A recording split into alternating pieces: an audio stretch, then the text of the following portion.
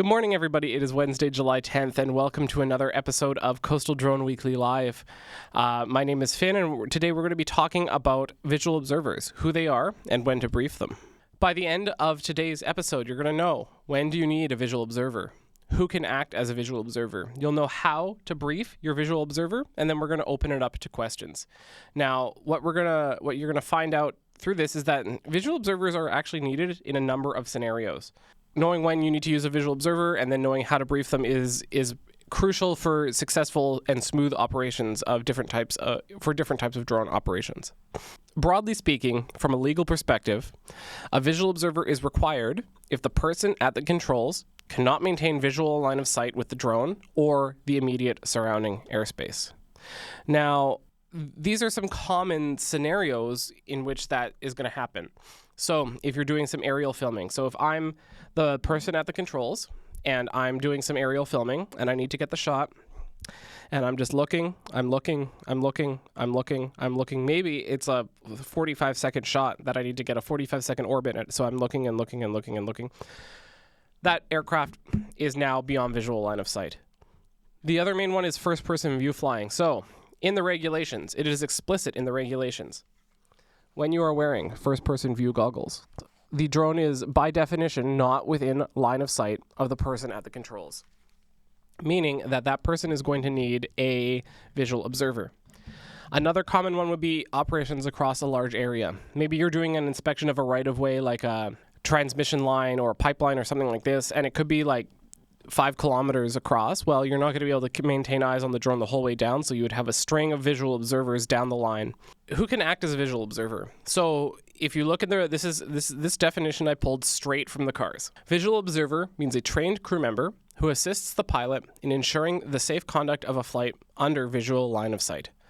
So that means it just needs to be someone who has been trained on their visual observer roles, and they can ensure the safe conduct of a flight under visual line of sight. In order for someone to act as a visual observer, they must be briefed, and they must also legally be fit to fly. So they must meet the crew readiness standards and the fitness of crew member standards as laid out in the CARS. This is not even just in CARS 900, this is also in CARS 600. The industry standard checklist is the I'm Safe checklist. It's an acronym to remember some of the aspects of crew readiness that are relevant. It stands for illness, medication, stress, alcohol, fatigue, eating and drinking. So are you sick? Are you under the influence of medication? Are you so stressed that you cannot concentrate? Have you consumed alcohol within the previous 12 hours or are still under the effects of alcohol? Fatigued, are you feeling tired? Are you too tired? Have you not had sufficient rest in the preceding 24 hours? And then eating and drinking. Are you feeling hungry or thirsty? You need to have adequate food, and especially on a hot day like today, you need to also have adequate liquid in order to not pass out. If you are taking a medication and you have concern about this medication, you need to consult an aviation physician. They can tell you if this medication is suitable for aviation operations, and if it's not, they could potentially suggest a different medication. The two ones to remember, it's 12 hours bottle to throttle for alcohol, and it's 28 days for cannabis. So if you consume a cannabis product, you must wait 28 days in order to operate any drone. Not just above 250, this is any micro drone. Any person involved in the operation of an RPAS is considered crew. And then by the letter of the CARS, it's in CARS 600, it's in CARS 900, you must be ready to, you must be fit to fly. Before takeoff, the crew needs to be briefed on the following points. So the roles and responsibilities of each crew member, the flight plans and procedures, emergency and contingency plans, location of safety equipment, and the public management plan. This is from the Aeronautical Information Manual, this information. It can be hard to remember all of the aspects that we're going to cover in the next little bit. So our suggestion is that you establish a crew briefing procedure. So this could be just like a little script or a couple bullet points that you make sure that you go through with your crew prior to a flight if they haven't flown with you before, or if it's been a while since they've flown with you. So you can just be aware of all of the aspects that are legally required for the crew briefing. They need to know the roles and responsibilities for each individual crew member. Broadly speaking, these are the roles and responsibility. You need a visual observer needs to be able to conduct reliable and timely communication with the pilot in command. This doesn't mean that they need to be within shouting distance. within shouting distance is great, but if you were beyond the range of the normal voice, this could be something like push-to-talk, a Discord call, a walkie-talkie, or even just a cell phone, if you have access to something like that. They need to be able to communicate to the pilot in command the presence of conflicting aircraft, hazards to aviation, or bystanders to the public. Bystanders to the pilot. The whole point of keeping the drone within visual line of sight is so that you can see trees, you can see power lines, you can see other aircraft, and that you can see bystanders. Remember, like, bystanders can be considered an obstacle. If you're flying over something and there's a person on the other side, if you fly directly over them, you've now violated the Canadian aviation regulations. So part of the job of the visual observer is to make sure that any ground-based obstacles like a person or a tree, and also any air-based obstacles like a helicopter or aircraft are not going to affect the flight. I'm kind of using the term crew member and visual observer interchangeably. They're actually technically not the same thing. If there are tasks outside of the standard visual observer duties, then that crew member must be briefed on that as well. So in that last slide, that was kind of those are like the general legal duties of the visual observer. Any other thing that you want that crew member to do, any other task that you need them to accomplish, it needs to be included in your briefing. You can't assume that they're going to read your mind. They need to be briefed on the flight plans and anticipated procedures. So the visual observer should know the normal procedures and have an idea of the site survey. They should also know where these procedures are located, so if they need to refer back to them. If you are planning to hand off the controls between crew members, the procedure for the handoff must be discussed prior to the flight. This is CARS 901.42. The visual observer should know the emergency procedures and where to find them. So they should have an idea of what to do in the event of a flyaway, but if they need to refer back to the emergency procedures, they need to know where these procedures are. And this is a pretty common extra duty for a visual observer. It could be the visual observer's duty to read the emergency checklist while the pilot in command maintains or is flying the aircraft.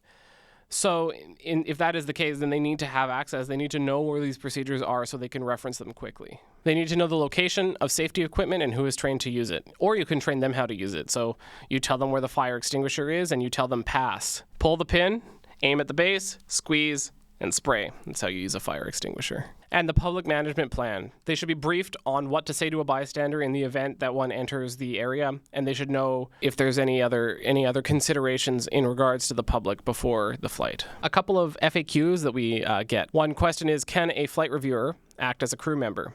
And the answer is yes, kind of. On the flight review, if you wish to use a crew member, they need to be briefed as if they're a crew member. If you don't brief your flight reviewer and then you ask them to perform visual observer duties, they're going to look at you and say, I have no idea how to perform these visual observer duties because I have not been briefed on this. The one thing is that as part of their duties as a flight reviewer, they are not able to complete all tasks on your behalf or do things for you. If you are asking something of them that they are unable to perform, they will just let you know that they can't perform it.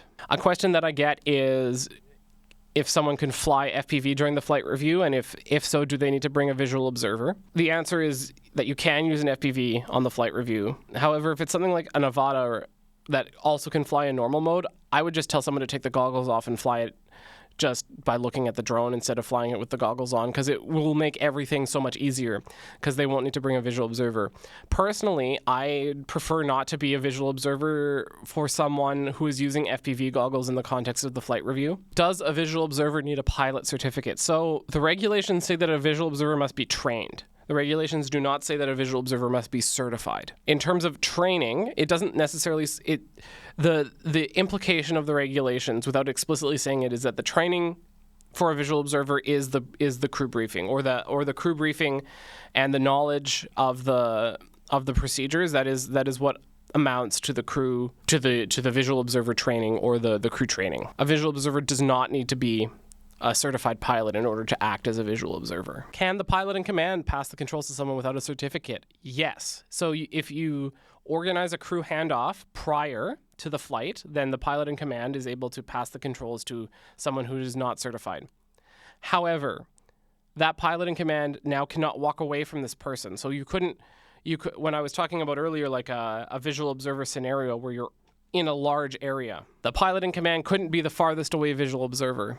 In the regulations, it stipulates that the pilot in command, if they're handing it off to if they're handing the controls off to someone else, they must be able to take control of the controls in the event of an emergency. So that's either with a secondary control, like a different controller that can swap between, or they're close enough that they can physically grab the controls, say, I have control, physically grab the controls from someone and take control of the aircraft. Ian is saying that the 2025 regulations, which Cam and I were going to discuss a little bit in a moment, may need at least a basic certificate, if not an advanced, for elevated line of sight or extended line of sight.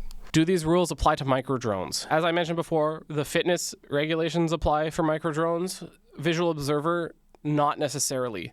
Someone who is flying a micro drone like the Mini here, or the iFlight Defender, if it's an FPV drone, they may not necessarily require a visual observer to keep eyes on the drone.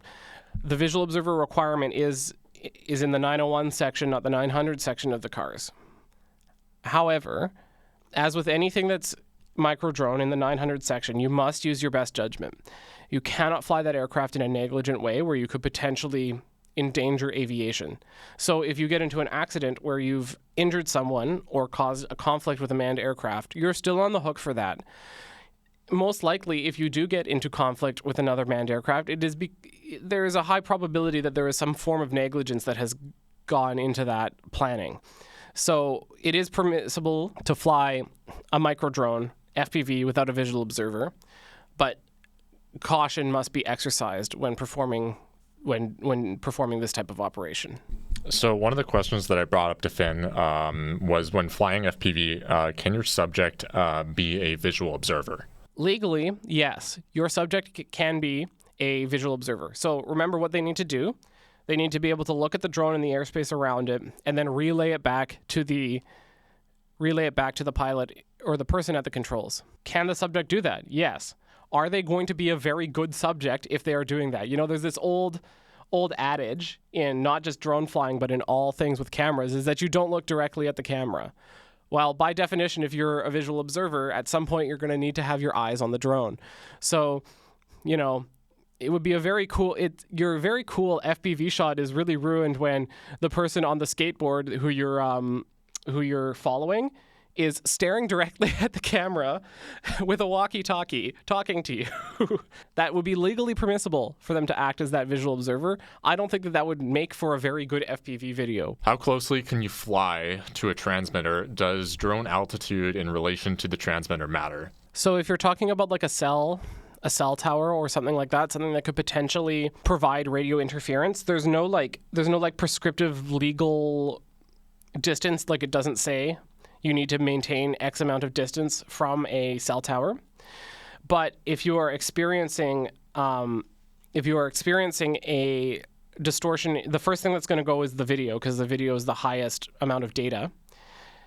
If you're starting to experience your video go in and out, well, of course, that is now a lost link scenario. So you would need to follow your lost link checklist, and mostly people's lost link checklist ends with them landing the aircraft and then reconsidering. So basically, the answer is, if you're not seeing any RF interference from a particular cell tower, like we've actually they installed cell towers on the building across from us here at the office, and we were concerned that would affect flight reviews. But since they put up, there has been no difference in performance during flight reviews or flight training in any of the locations in and around the office where we complete the flight reviews. So the answer is, if you are experiencing radio interference, you need to be far enough away from that to not experience that radio interference. And you mentioned about altitude. Ultimately, most of these RF transmitters are operating within line of sight. So altitude does not necessarily, or would have an effect, but it might not necessarily have as big of an effect as that one might think. Buttonville Airport, yeah. So Buttonville Airport was, as far as I know, is the most high-profile drone accident that has occurred in Canada since the new rules came into place. Ostensibly, what happened was a member of the police department was flying their aircraft to track a suspect, and they took off within the extended center line of the Buttonville Airport, which is now closed, but at the time was a fairly well-trafficked training airport. And they actually hit a Cessna and they hit on the lower cowling, which is good because if the drone was about 1 meter up, it probably would have killed the pilots. It would have gone straight through the windscreen. There was a number of regulatory violations associated with this flight, but one of the things that happened was they told the TSB that they were using a visual observer and that someone was acting as a visual observer. Now, the thing that is interesting about this is that they didn't really have a record of what their visual observer training looked like, or what it meant for that visual observer to actually visually observe. At the time, they were using a big screen in the back of their car to blow up the image that was on the controller. As far as I'm aware, it is unknown whether or not the visual observer was actually looking at the screen or was looking at the aircraft. There is a chance that they were looking at the screen, and when they heard the term visual observe, they potentially thought that they needed to actually just keep eyes on the screen. The fact that the crew training was lacking was a contributing factor to the incident. Christian's got a question here. I think we already kind of touched on it earlier, but maybe some clarification. Visual line of sight is not required for micro drones? ? It is not a strict regulatory requirement that micro drones are kept within visual line of sight. Transport Canada recommends as a rule of thumb that you do keep it within visual line of sight. It's up to the operation. If you go beyond visual line of sight in an area with a lot of aircraft and you hit another aircraft, well, that's negligence. If you go beyond visual line of sight in the middle of nowhere with nothing, then, there's a little bit more, it would be harder to argue negligence in that scenario. But it is not a prescriptive regulation that you need to keep microdrones within visual line of sight. Keeping the aircraft within visual line of sight is not just for other aircraft, but if you miss a telephone wire and have just now crashed your Mini into a telephone wire, well, that is an unsatisfactory result for you as well. So there are reasons that keeping a microdrone within visual line of sight is preferable to the alternative. Kristen's also asking, and this is good to ask from a professional point of view as well, is the average pay of a visual observer? If you are being hired for a job, the visual observer would probably be part of your crew, so it would just be factored into your crew, your daily wage. When you're doing it as a side hustle in general, things tend to be like your hourly tends to be a little bit beefier than if you're doing it routinely every day. I'd have to look into what a visual observer pay would look like, so maybe that's something that we can circle back on in the future. Ian has the similar idea, which is it's not very much because it's not as critical to the operation. But thank you very much, everybody, for joining us today on Coastal Drone Weekly Live in our session today about visual observers, crew briefing, and crew readiness. We hope that you found this video interesting and helpful. If you did, please make sure to hit the like button. If you really liked it, you can hit the subscribe button. It really helps our channel, and we really appreciate it. Thank you once again for joining us this week, and we hope to see you again next time. Cheers. Bye-bye.